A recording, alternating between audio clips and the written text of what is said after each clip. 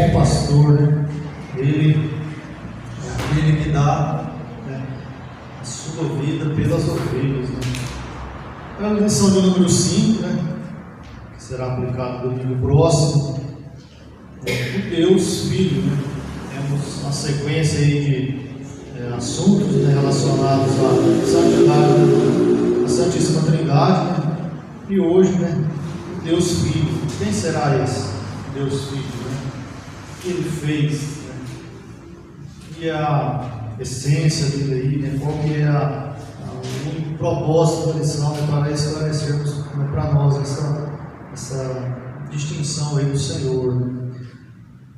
O texto áureo diz: este é o meu filho amado, em quem me comprazo, escutai-o. Mateus 17, versículo 5, né?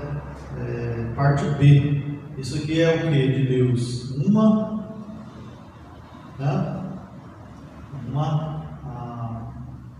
Mandamento, né? Não é? Uma obrigatoriedade, né? Algo que devemos cumprir, né? Ou um anúncio, né? Um alerta, né? Para nós, né? Escutar, é algo que devemos fazer aí, né? Ver. Verdade prática diz: Jesus Cristo, o Deus Filho, é a revelação plena do Pai, centro da revelação divina e o único mediador entre Deus e os homens, né? Então, o Senhor Jesus, ele é, né, o centro de tudo, né? Tanto das coisas, vamos dizer assim, boas que ele faz, né? Quanto também das discussões aí, né? As pessoas discutem, entram em questões aí, né, sobre essa divindade de Cristo, né, as coisas que realmente ele faz, né, que ele está aí, né, trazendo as pessoas, né, mas, né, o fato é que ele é eterno, né, verdadeiro, e é um abençoador das nossas vidas, né? Pessoas tentam desmerecer, enfim, fazer algo, porém o Senhor, ele é eterno, ele é poderoso e nos tem nos abençoado, né? Introdução, lição da leitura bíblica, né? Vamos ler aqui, né, os versículos que está proposto aqui, né? Lucas, capítulo 1, versículo 31, 2, 34 e 35, né? E Mateus, capítulo 17, do versículo 1 ao 8. Eu leio os irmãos, como de costume, né? Pode fazer a leitura aí, um após o outro, né? Diz Lucas 1, 31: e eis que em teu ventre conceberás, e darás à luz um filho, e por-lhe-ás o nome de Jesus. Este será grande e será chamado Filho do Altíssimo, e o Senhor Deus lhe dará o trono de Davi, seu pai. E disse Maria ao anjo: como você fará isso, visto que não conheço E respondendo o anjo, disse-lhe: descerá sobre ti o Espírito Santo, e a virtude do Altíssimo te cobrirá com a sua sombra, pelo que também o santo que de ti há de nascer será chamado Filho de Deus. 6 dias depois tomou Jesus a Pedro e a Tiago e a João, seu irmão, e os conduziu em particular a um alto monte. E transfigurou-se diante deles, e o seu rosto resplandeceu como o sol, e as suas vestes se tornaram brancas como a luz.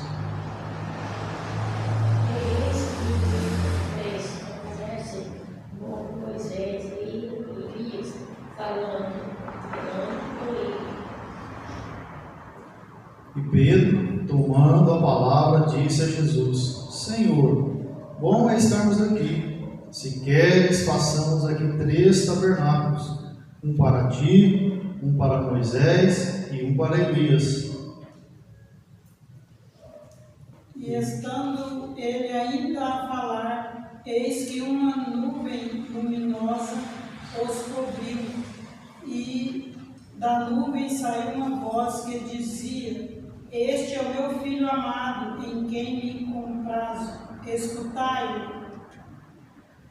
E os discípulos, ouvindo isso, caíram sobre o seu rosto e tiveram grande medo. E aproximando-se Jesus, tocou-lhes e disse: levantai vós e não tenhas medo. E erguendo eles os olhos, ninguém viram, senão a Jesus. Oremos, Senhor, Pai, o Senhor, ó Pai querido, é maravilhoso. O Senhor é quem, ó Pai, abre o coração, a mente dos irmãos, para que venham, ó Deus querido, Santo, realmente a leitura da lição, ó Pai querido, compreender as bênçãos do Senhor, as maravilhas que é, ó Pai, servir a Ti. Pai, vemos aqui, ó Pai, pela leitura da Tua palavra, as obras, ó Deus querido, a grandeza do Senhor, ó Pai querido. Meu Deus, em nome de Jesus oramos, ó Pai, nos ajuda a compreender a Tua palavra, em nome de Jesus. Amém.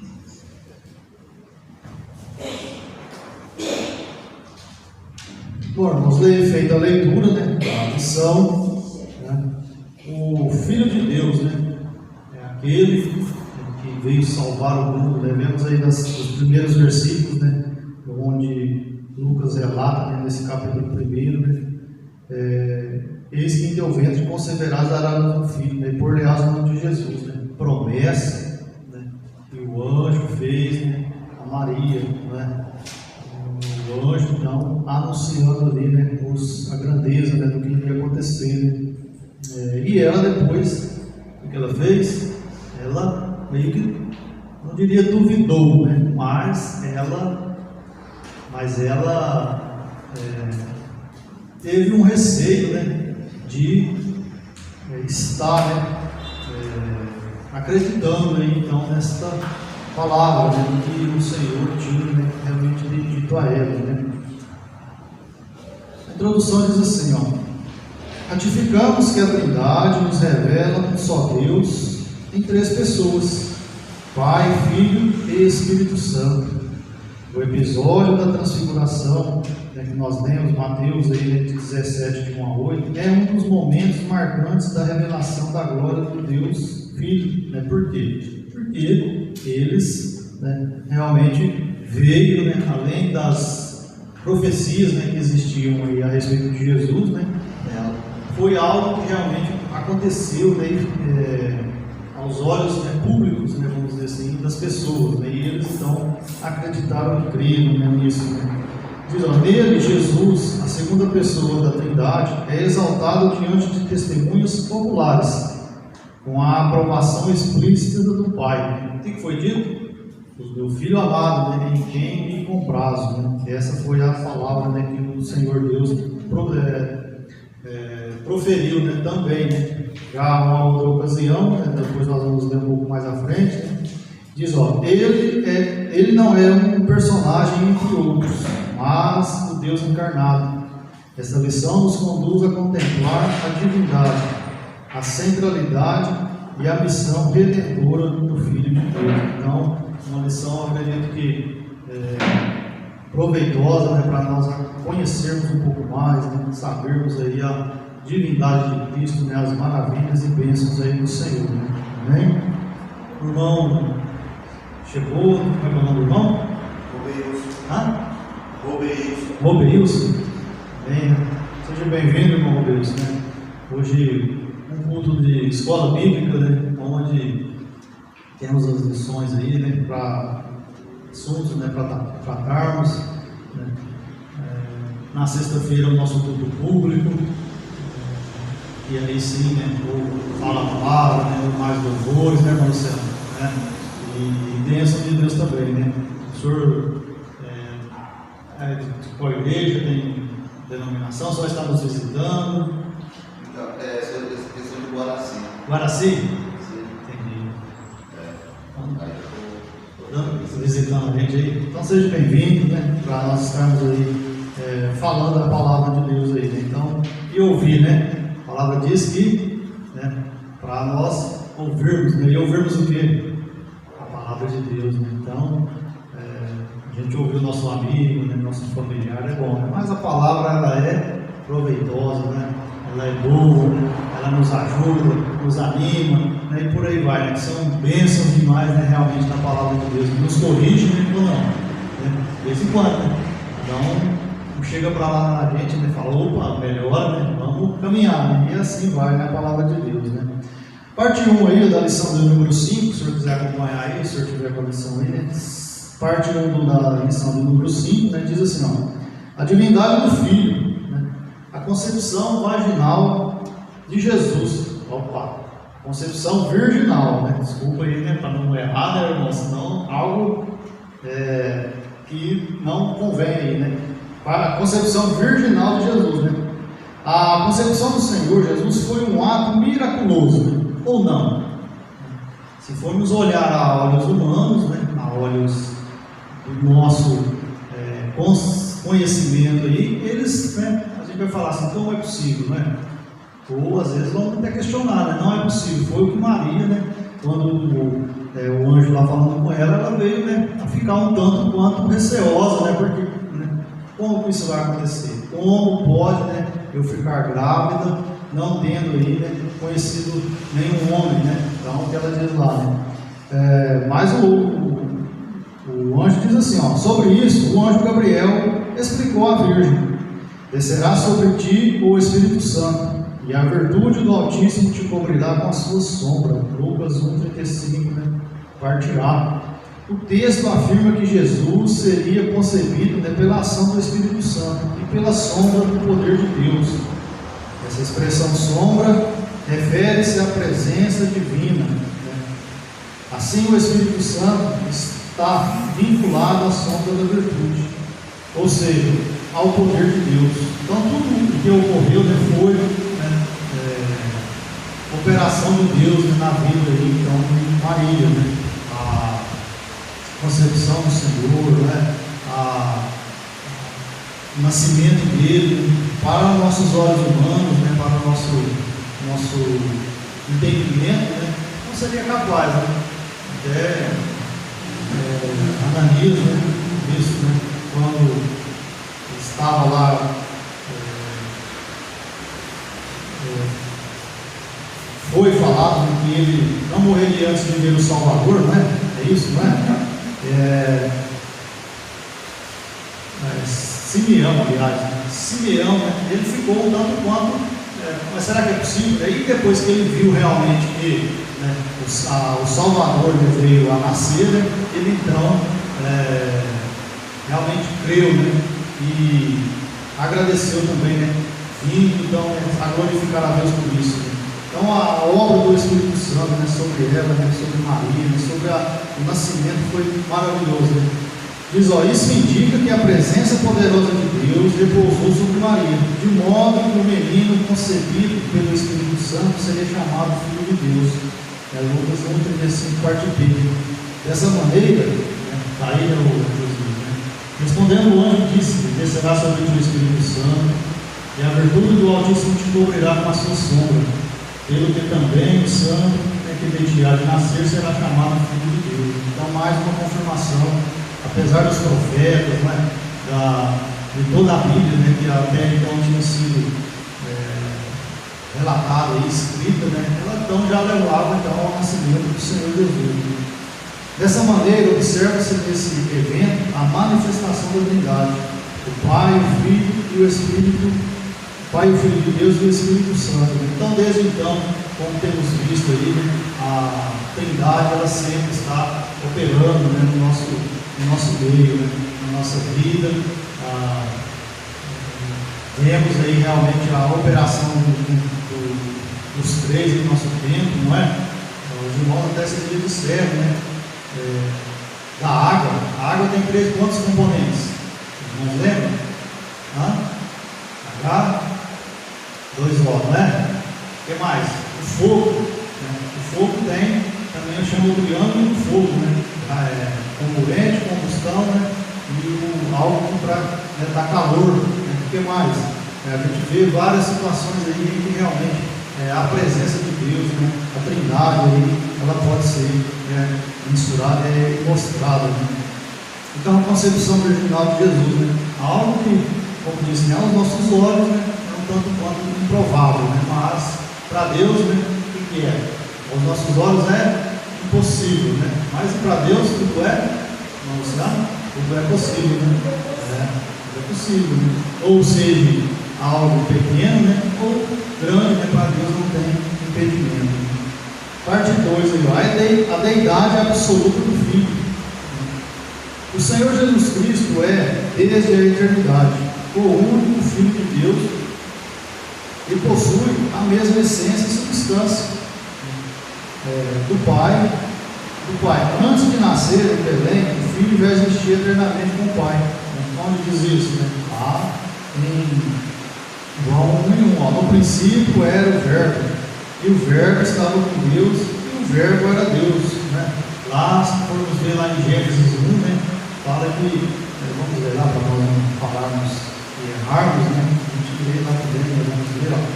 No princípio criou Deus os céus e a terra. A terra era sem forma vazia, e havia trevas sobre a face do abismo, e o Espírito de Deus se movia sobre a face das águas. Aí vem todo o relato, né, a respeito da criação, né, até chegar na criação, né, do homem. Lá ele diz o quê? Façamos, né, um argumento, né, de realmente 3 pessoas, né? No mínimo tem que ser 2, né? Façamos, tem que ser pelo menos 2, porque uma só não tem como dar, né? Então é algo de Deus aí, né? Essa essência do Senhor já existia, né? Desde a fundação do mundo. Ele é a segunda pessoa da Trindade, que foi enviado pelo Pai ao mundo. Ele se fez carne, sem deixar de ser Deus, possuindo 2 naturezas, a divina e a humana, unidas em uma única pessoa. Né? Até no relato, né, da crucificação, né, do Senhor, né, por ele já ter dito, né, que era o Filho de Deus, né, que era, né, o seu ungido, né, enviado, enfim, né, até os que estavam ali, né, que o crucificaram, né, disseram lá, vamos ver se realmente ele é, né, quem diz ser, né, se ele é realmente Deus, né, mas tudo aconteceu, né, para cumprir, né, a palavra. Né? A gente lê, se lermos os evangelhos lá, a gente vai ver, né, o relato a respeito da crucificação de Cristo, né? E ele poderia ter dito, né, até que ele orou, né, Senhor, passa de mim esse cálice, mas seja feita a tua vontade. Né? Então, apesar de ele ser Deus, né, ele realmente se entregou, né, ele deixou-se ser levado aí, morto, né, para a nossa salvação. Né? Ele se fez carne, né, sem deixar de ser Deus, possuindo 2 naturezas. Né? Essa união das 2 naturezas é sem confusão, sem mudança, sem divisão e sem separação. Né? O Concílio de Calcedônia diz isso lá, né? Ele é verdadeiro Deus, verdadeiro homem, sendo Deus e homem. Jesus é o único mediador entre Deus e a humanidade. Então, mais uma vez, tendo ali acho para nós aí, por favor, 1 Timóteo 2:5, porque há um só Deus e um só mediador entre Deus e os homens. E quem é? Jesus Cristo, homem. Então, somente Ele é que pode, então, estar mediando, né, a nossa salvação, né? Não há outro. Né? Apesar das pessoas aí buscarem, não é? Tentarem introduzir meios aí para as pessoas se salvarem, para estarem buscando outro meio ali, né? Mas não tem como, né? É falso, né? Não tem credibilidade, né? Então, algo que realmente o Senhor nos abençoa aí, né? E eu glorifico por isso. Os irmãos não, por termos o quê? Conhecido, não é, irmãos? Por termos conhecido, né, que realmente é o Senhor Jesus, né, aquele que pode nos salvar, né? A gente, se formos ver o nosso crescimento, né, não sei se os irmãos vieram no curso evangélico, né, mas foi, né, ensinado, né, que somente é o Senhor Jesus, né, mas nós também às vezes de outro ensinamento, né? E nossos pais estão ali ainda, né?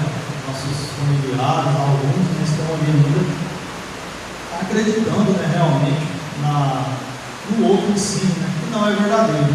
Porém, né, pode ler e buscar o entendimento, pode ler lá e buscar o entendimento, né, mas às vezes lê e não quer, né, compreender, não quer acreditar, né, e aí, enfim, né, aí já é o julgamento de cada pessoa, né, e a Bíblia fala que a salvação é individual, né, ela ela que faz então, né, o homem tem o livre-arbítrio, enfim, são coisas aí que realmente o homem, né, que pode então realmente estar aí se salvando, né, ele próprio, né. Então a deidade absoluta do Filho, né, não tem como que as pessoas disserem e dizerem, né, que não é ele o único, né, mesmo, né, Salvador, né. Os atributos divinos de Jesus. Como segunda pessoa da Trindade, Jesus possuía todos os atributos essenciais da divindade. Entre eles citamos eternidade, né, ou não. Sim, Jesus não teve começo, pois é eterno como o Pai. Isaías 9,6. Porque um menino nos nasceu e um filho se nos deu, e o principado está sobre os seus ombros, e o seu nome será maravilhoso conselheiro, Deus forte, Pai da eternidade e príncipe da paz. Então, atributos de Deus, algo que realmente o Senhor, né, então, veio para nós. Né.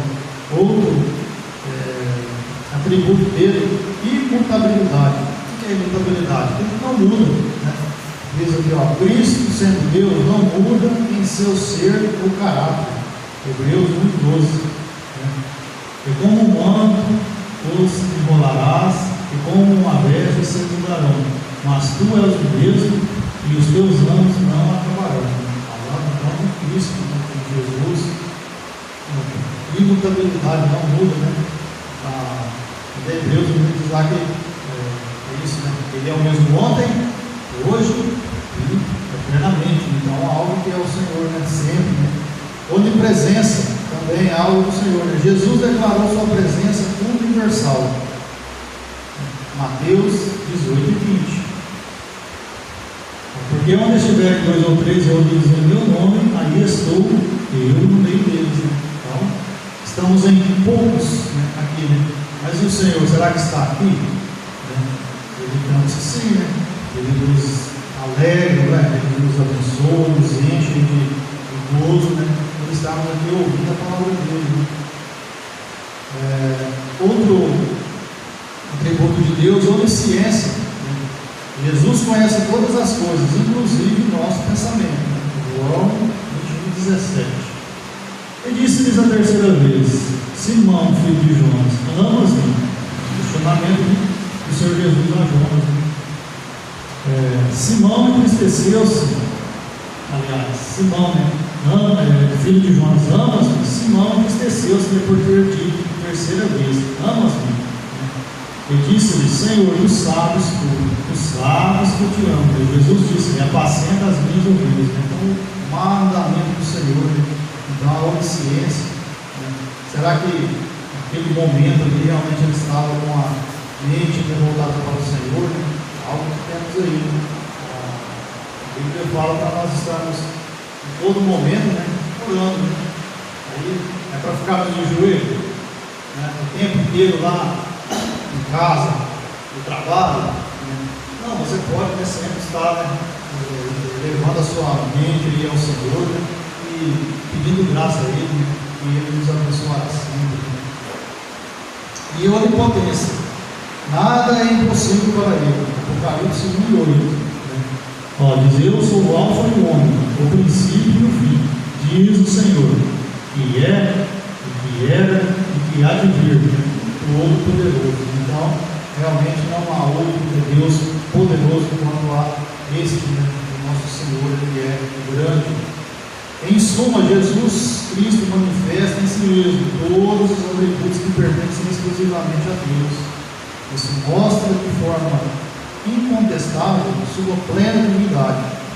Crer em Jesus como Deus é vital para a fé cristã. Negar qualquer desses atributos é negar a essência do Evangelho. Então, tenhamos cuidado, né?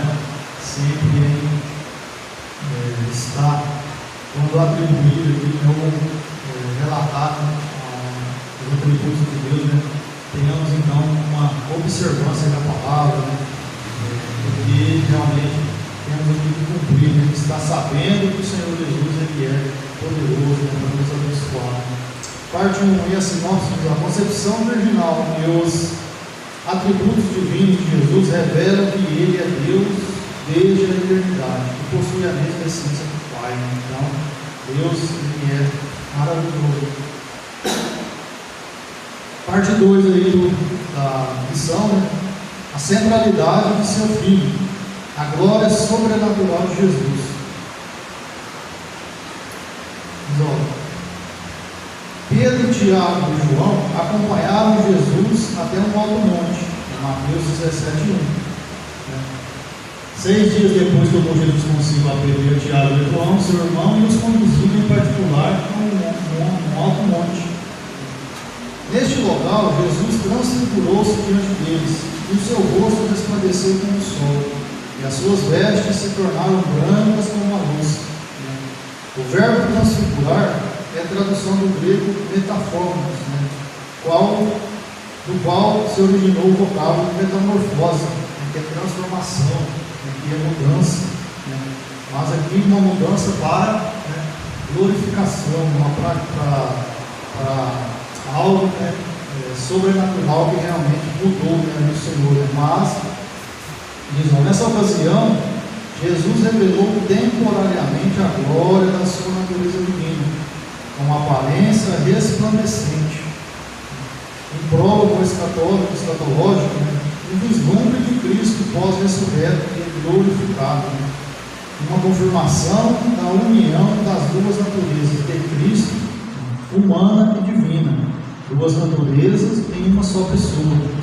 Então, aquela mudança, aquela transformação que houve ali, publicamente, que nós vemos ali, é algo realmente também que trouxe as pessoas ali que realmente entenderam que Ele é um Deus poderoso, que Ele é realmente um Deus maravilhoso. Aqui, a divindade de Jesus foi revelada, uma manifestação visível da glória de Deus no Filho encarnado, em Filipenses 2, 6 a 9. E sendo em forma de Deus, não teve por usurpação ser igual a Deus, mas aniquilou-se a si mesmo, tomando a forma de servo, fazendo-se semelhante aos homens, e achando na forma de homem, humilhou-se a si mesmo, sendo obediente até a morte e morte de cruz. Pelo que também Deus o exaltou soberanamente, e lhe deu um nome que é sobre todo nome.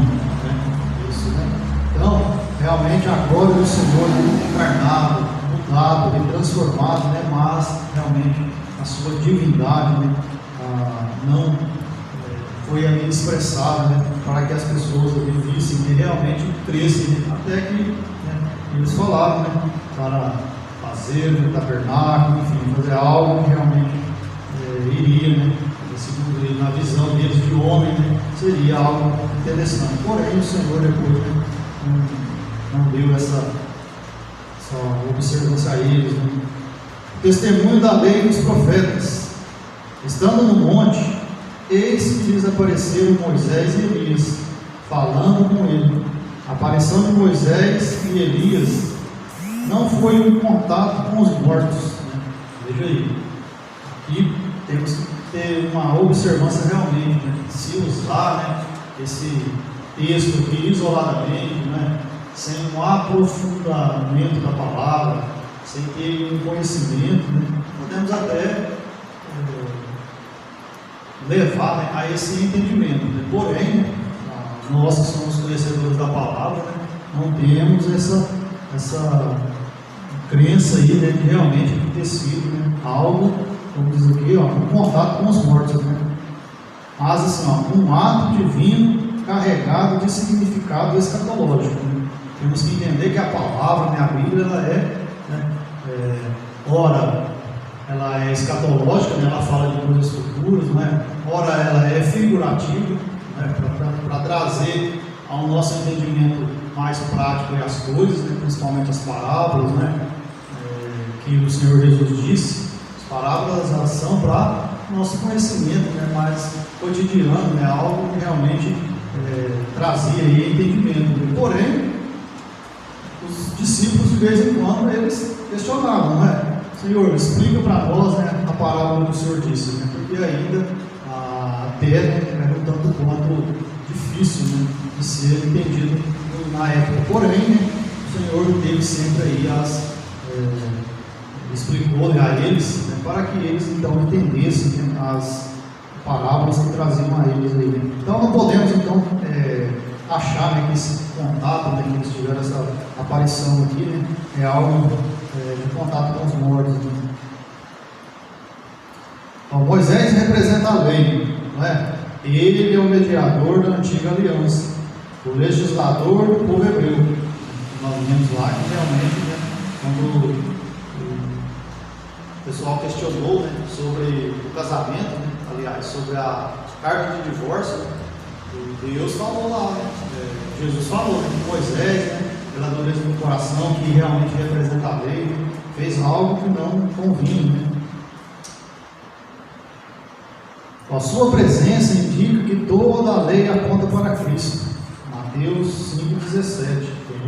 Não cuideis que vim destruir a lei ou os profetas, mas vim abrogar, não vim abrogar, mas cumprir. Então o Senhor veio para cumprir a lei, tudo que estava posto aí para ele. Elias representa os profetas, considerando o símbolo da proclamação profética. Sua aparição mostra que os profetas anunciavam a vinda do Messias, né? Isaías 9,6, né? Nós já lemos aí também, não foi? E Malaquias 4, né? 5 e 6, vamos ler o que diz.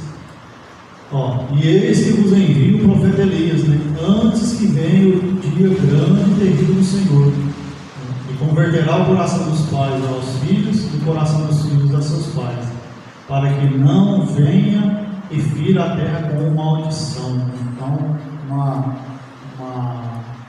observância também da palavra, né, para que estejamos aí cumprindo. Esses dois personagens testemunham que Jesus é o tema central, né, e o cumprimento definitivo das Escrituras.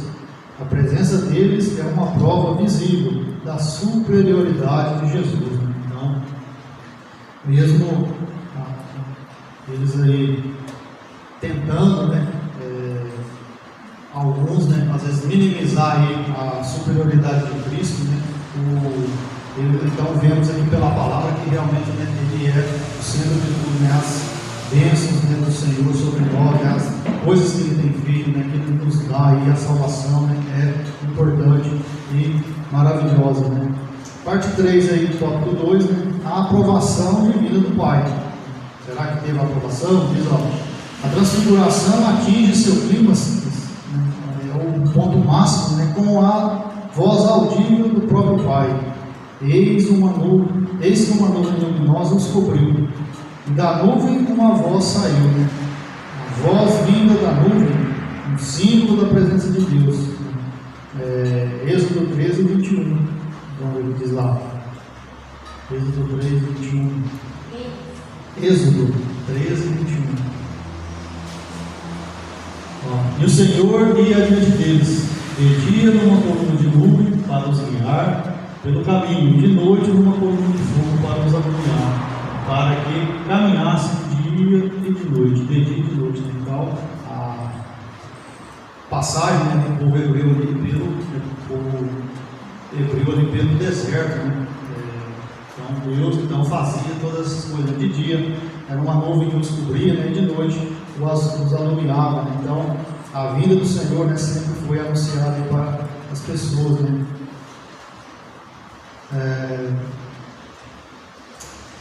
A voz da vinda da nuvem, né, é o símbolo da presença de Deus. Ecoa as palavras proferidas, né, no batismo de Jesus, né? Este é o meu filho amado, em quem me comprazo.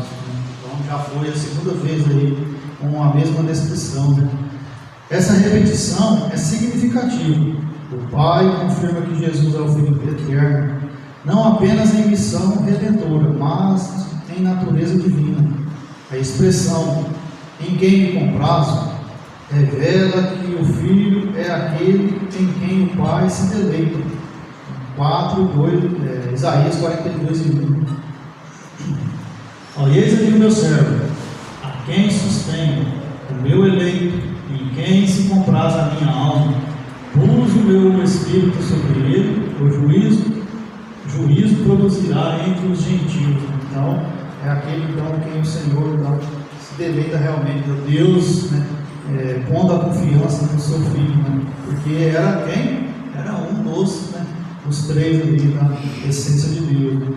A voz do Pai é uma afirmação de centralidade de Cristo e sustenta a doutrina da Trindade, em quem o Filho é Deus, gerado pelo Pai e consubstancial com Ele. Então, algo que realmente é maravilhoso, né? Essa aprovação de Deus, né? Para que tudo viesse a acontecer, né? O Senhor, então, por 2 vezes, né? Disse lá, né?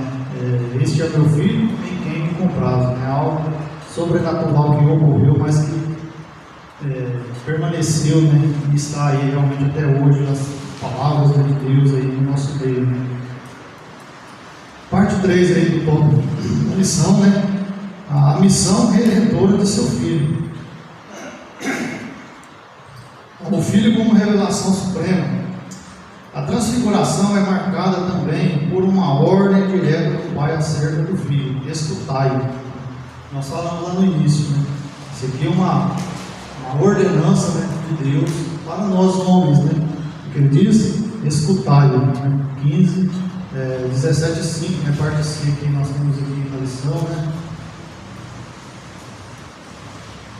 Ó, e estando ele a falar, eis que uma nuvem luminosa os cobriu. E da nuvem saiu uma voz que dizia: Este é o meu filho amado, em quem me compraz, escutai. Então, é um versículo que é uma ordenança de Deus, né, para nós, né, para escutarmos, né, a palavra de Deus, as regras, né, os mandamentos, né, as coisas que estão aí para nós. Né. E se não cumprirmos, se não ouvirmos, o que acontece? Né? Temos aí a possibilidade, né, a palavra diz, né, de não sermos salvos. Né. E quem não quer? Né? Todo mundo, até aquele que realmente não serve a Cristo, né? Se perguntarmos se a pessoa quer ser salva, o que ele vai dizer? Que quer, né? Mesmo não estando cumprindo a palavra, né? Mas e a observância, e o ouvir, né? Realmente a palavra de Deus, né? Servir ao Senhor, né? Está sendo correto, está acontecendo. Então é algo que nós temos que observar. Né? A declaração reflete a profecia de Moisés. O Senhor teu Deus te despertará um profeta, né, do meio de ti, de teus irmãos, como eu, a ele ouvireis. Deuteronômio 18, 15. A Escritura deixa claro que esse profeta prometido é o próprio Cristo. João 6, 14, enfim, são vários. Diz aí, ó. Vendo, pois, aqueles homens o milagre que Jesus tinha feito, diziam: Este é verdadeiramente o profeta que devia vir ao mundo. Na crucificação lá do Senhor, né? Quando o Senhor foi crucificado, nesse livro lá a gente vai ter que entender, né? Quando o Senhor entregou o seu Espírito, né? O que aconteceu? O véu foi rasgado de alto a baixo, né? Aqueles que estavam próximos ali, observando, né, a crucificação, enfim, todo aquele movimento, o que eles disseram? Verdadeiramente este era filho de Deus. Porém, né, já era tarde, não tinha mais o que fazer, né? Naquele momento, né? O que viria depois é somente realmente crer no Senhor, né? Aceitar a Ele, né? Para que sejamos salvos. Né?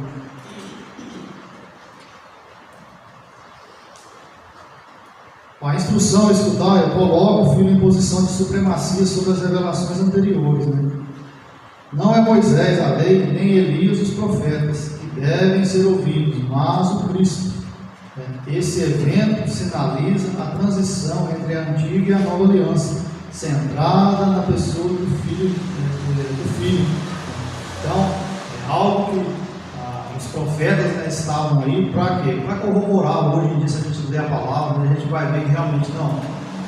Foi o prenúncio, né, da vinda do Senhor, né, que está então realmente cumprido, né, com a vinda do Filho de Deus. Né. Não há como, né, as pessoas deixarem de se dizer que é verdadeiro, né? E o Filho realmente está centrado na salvação, né, das pessoas. Esse evento sinaliza, né, então, a transição entre a nova aliança e a antiga, né? Logo, negar a Cristo, ignorá-lo ou relativizar sua voz é rejeitar a autoridade de Deus, né? 1 João 5,12, né? Ó, que diz, né? Quem tem o Filho tem a vida, quem não tem o Filho de Deus não tem a vida, né? É forte a palavra, não é? É algo que realmente, quando falamos, né, para as pessoas, né, aceite Jesus, não é? Sirva ao Senhor, né? Vai à igreja ouvir a palavra, né? Faça uma visita para você ter conhecimento, né? E a pessoa rejeita, né? Ela, amanhã eu vou, né? Hoje não dá tempo, hoje não dá certo, e por aí vai, as pessoas arrumam várias situações aí, né? Nós éramos assim também, né? Se fosse convidado, a gente fala, mas não vou não, né? Tem outro compromisso, mas, né, graças a Deus, a palavra nos alcançou, né? Essa mudança de vida nos deu aí uma nova perspectiva, né? E conseguimos aí, então, graças a Deus, ouvir a palavra, né, do Senhor. Então, rejeitar aí a voz de Deus, né, o Espírito Santo, né, então é tanto quanto perigoso, né? Negar a Ele, ignorá-lo, é tanto quanto inviável a nós aí, que nós precisamos então observar, né? Parte 2 aí, a exclusividade de Cristo na redenção. Após a visão de Cristo transfigurado, a Bíblia declara: erguendo os olhos, eles os olhos, ninguém viram, senão a Jesus. Aí veja, né? Eles às vezes pensavam, né? Mas quem será, né? Que ouve nessa palavra, então acreditaram realmente que era o Senhor, né? 17:8 de Mateus, não é? Erguendo eles os olhos, ninguém viram, mas senão é Jesus, né? Realmente ele era aquele, né, que estava ali, né, na exclusividade, na transfiguração, né? Essa afirmação encerra uma verdade fundamental: Cristo é absolutamente único e exclusivo na obra de redenção. A presença de Cristo e a presença de Moisés e Elias cessou. Restou apenas Cristo. Ele é o cumprimento da lei e dos profetas. Toda a Escritura aponta para Ele, para Cristo. Lucas 24:27. E começando por Moisés e por todos os profetas, explicava-lhes o que dele se achava em todas as Escrituras, né? Ou seja, falava dos profetas, né? Falou-se aí, né? Está escrito, mas o fim, né? O início, né? É o Senhor Jesus, né? Para nossas vidas. O Cristo não é meramente um profeta, Ele é o Deus revelado, o resplendor da glória divina. Ele é o único mediador entre Deus e os homens. Seu sacrifício é plenamente suficiente para reconciliar o pecador com Deus. Antigamente era quem? Era sangue de bodes, né? De animais, aqueles que não tinham condições, né? Matavam uma rolinha, né? Um passarinho, né? Para fazer esse tipo de sacrifício, né? E buscar aí os perdões do pecado, né? Porém, né, o Senhor Jesus veio e aboliu tudo, né? Somente por Ele, né? Olhar para mim, né? Me buscar, né? Me aceitar, me estar tendo aí, né, a nossa vida diante do Senhor, né? É a principal forma de estarmos sendo salvos, né? Seu sacrifício é plenamente suficiente então para reconciliar, né? Diante de Sua Majestade, toda a figura da antiga aliança se desfaz.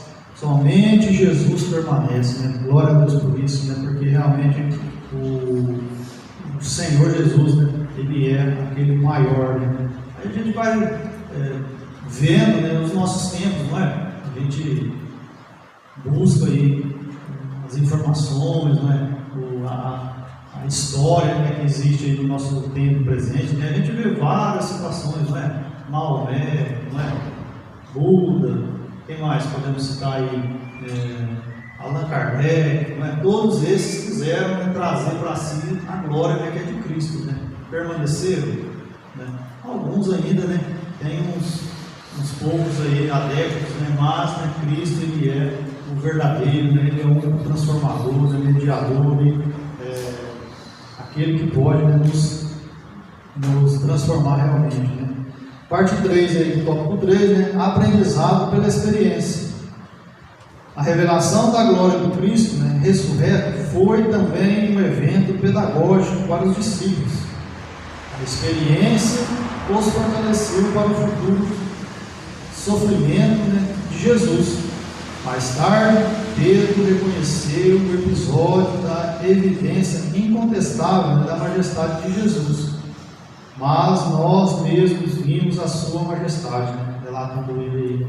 Quanto à magnífica glória que lhe foi dirigida, a seguinte voz, né, este é o meu filho amado, né, em quem me comprazo. Novamente aí, relatando que Cristo, né, ele é o único, né, e o Filho de Deus realmente. Né.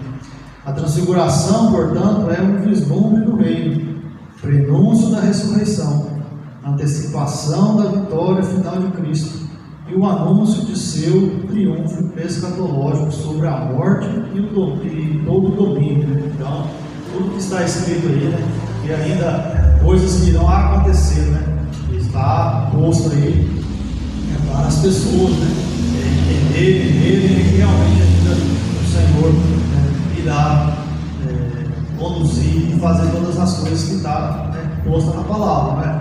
Aí virá, os tempos aí, né, guerras, né, virá uma só nação, né, um só reino, né, aliás, não é? Um só que irá conduzir tudo, né? Depois, né, tudo se voltará contra Israel, enfim, são coisas aí relatadas pela palavra, né, que está acontecendo, né? Os irmãos têm acompanhado as mídias aí, né? As informações que está acontecendo, né? Temos que sempre observar, né? Hoje o povo está numa briga, né, por causa de uma moeda única, né? Já está aí, uns querem colocar uma moeda digital, né? Cada um está tentando fazer a sua, mas possivelmente, né, como diz a palavra, chegará, né, um momento que será única, e, enfim, né, cada um querendo ser mais que o outro, né? As nações brigando, enfim, então tudo relato e prenúncio aí na vinda do Senhor. Né? Parte finalzinha diz, ó, diante dessa glória somos chamados a contemplar e adorar a Cristo com fé e esperança. Hebreus 12:2.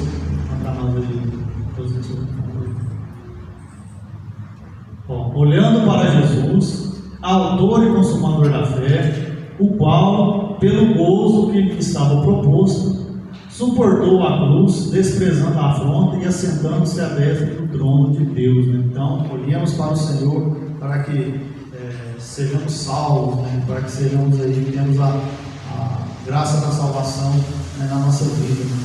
Né? Tranquilos até aí? Os irmãos querem falar, a lição, alguma coisa? Se não, né? Conclusão, vamos ler, cantar um louvor. A doutrina do Filho de Deus nos conduz à centralidade de Cristo na fé cristã. Sua divindade, glória e missão redentora revelam o coração do Pai e o agir do Espírito. Ele é o Verbo eterno feito carne, o único que pode reconciliar o homem com Deus. Por isso, devemos reconhecê-lo como Senhor absoluto, prostrarmos em adoração, ouvi-lo e segui-lo em observância, reverência e gratidão. Então, é uma lição, acredito que gloriosa aí para nós. A próxima será o Filho como o Verbo de Deus, né? Será na próxima semana. Mas são todas lições aí que realmente engrandecem o Senhor, né? Que nos mostra aí a sua divindade, o seu poder e a autoridade aí, né? Sobre todas as coisas aí, né? Como diz aqui, a exclusividade de Deus, né? Para a nossa salvação. Né? Amém?